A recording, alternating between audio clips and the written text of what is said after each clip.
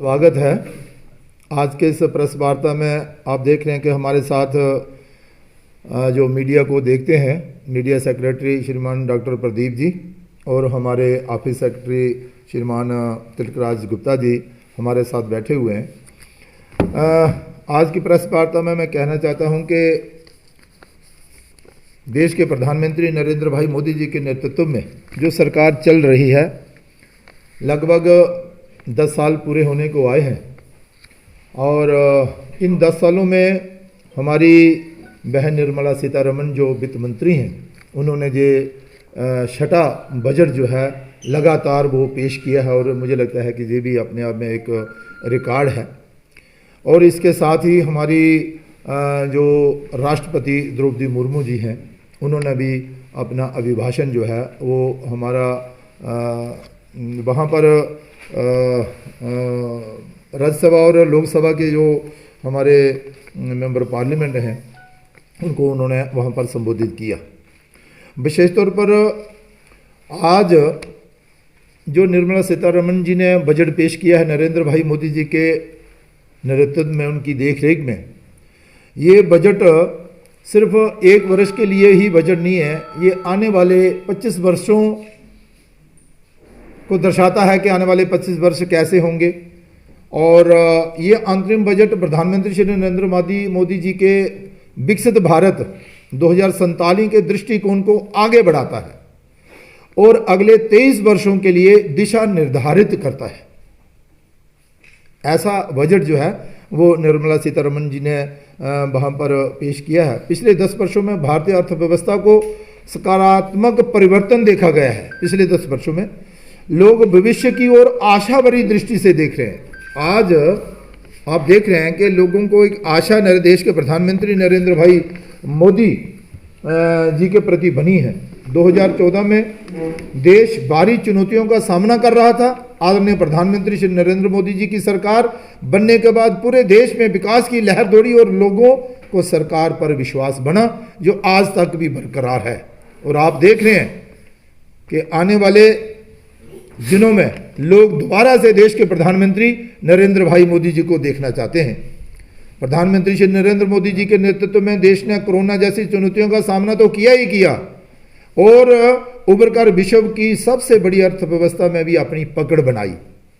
पूरे देश को free corona vaccine, free ration प्रधानमंत्री श्री नरेंद्र मोदी जी की डबल इंजन वाली सरकारें जो हैं वो दे रही हैं।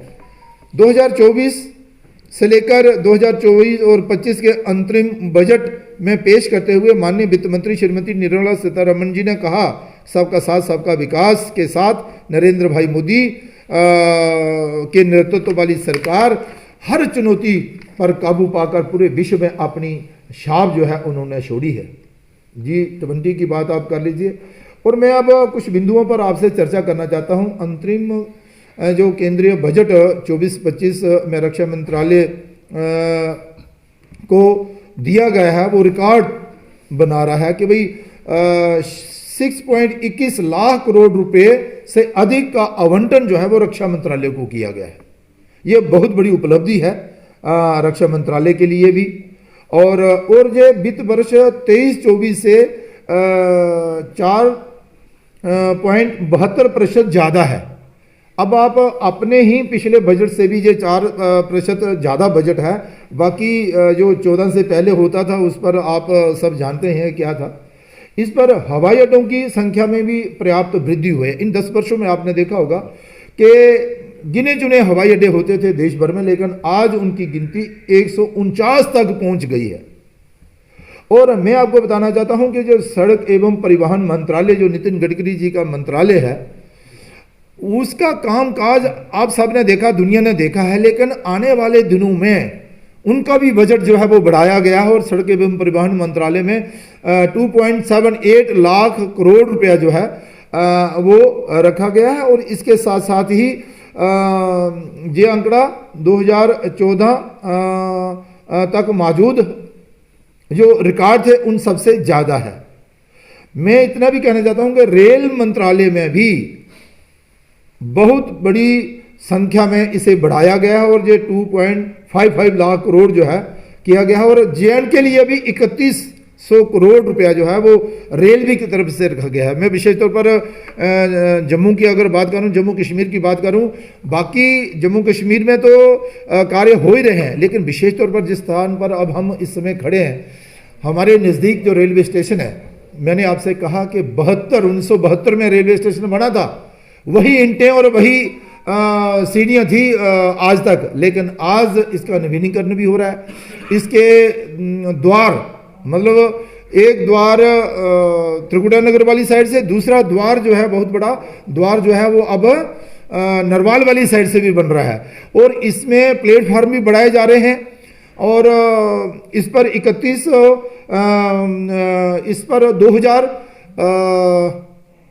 2200 करोड़ रुपया जो है वो लगेगा। लेकिन इसके साथ ही मैं कहना चाहता हूं कि ये जो रेलवे की अगर मैं बात करूं तो 40,000 सामान्य रेल बोगी जो है वंदे भारत रेलगाड़ी के मानकों के हिसाब से यहाँ पर जो रेलों के साथ जो है वो जोड़ी जा रही हैं।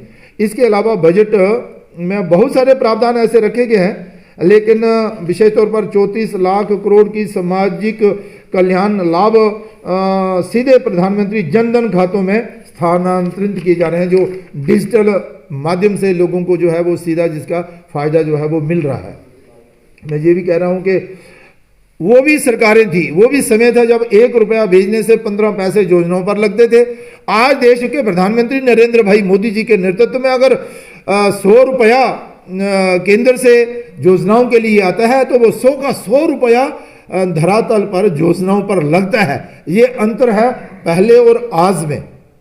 और इसी के साथ साथ ही बजट में अगले 5 वर्षों के लिए प्रधानमंत्री आवास योजना ग्रामीण के लिए अतिरिक्त 2 करोड़ घरों का निर्माण जो है वो किया जाएगा। ऐसी परिकल्पना जो है इस बजट में जो रखी गई है। नारी शक्ति की अगर बात करें तो देश के प्रधानमंत्री जी के नेतृत्व में नारी शक्ति का बहुत बड़ा सम्मान हुआ है। महिलाओं के अधिक राजनीतिक प्रतिनिधित्व को सुनिश्चित करने के उपायों से मदद मिली है। उदाहरण के लिए पीएम आवास योजना ग्रामीण के तहत 2.4 करोड़ घरों में से 26% घर जो है वो महिलाओं के नाम से हैं। 26% घर जो है वो महिलाओं के नाम से हैं, और 1 करोड़ महिलाओं को लखपति दीदी बनाने में मदद की जा रही है।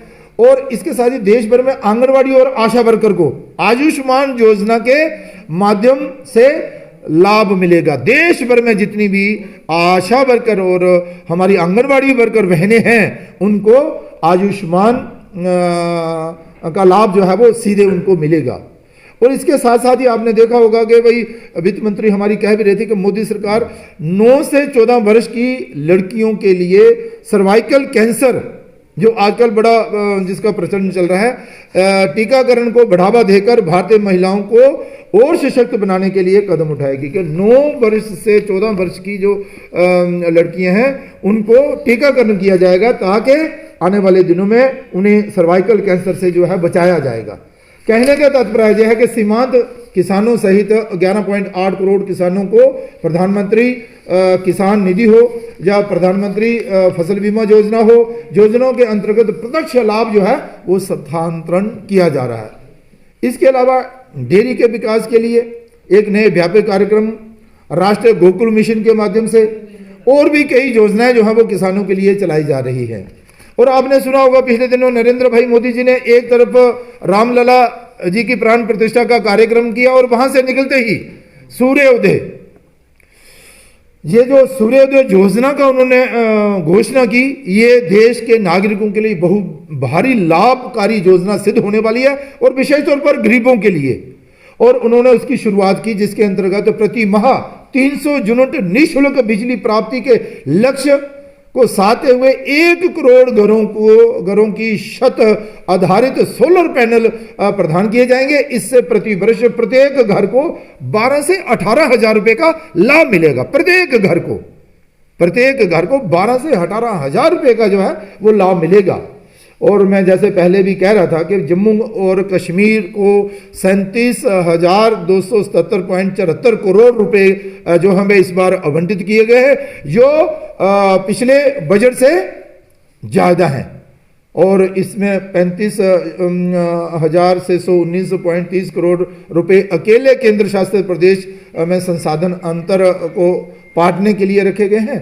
जम्मू में रेलवे के लिए भी 3172 करोड़ रुपए जो है वो आवंटित किए हैं। इसके अलावा भी बहुत सारी घोषणाएं जो हैं वो देश के प्रधानमंत्री नरेंद्र भाई मोदी जी के नेतृत्व में निर्मला सीतारमण जी ने गरीब कल्याण के लिए की है। और हम सब जानते हैं कि देश के प्रधानमंत्री नरेंद्र भाई मोदी जी जो आज कार्य कर रहे हैं बहुत ही सराहनीय कार्य है। गांव, गरीब और किसान को समर्पित सरकार अपने लक्ष्यों को पूरा करते हुए आगे बढ़ रही है। और इसीलिए आपने देखा होगा कि वादे नहीं काम करते हैं, इसीलिए लोग मोदी को चुनते हैं। धन्यवाद।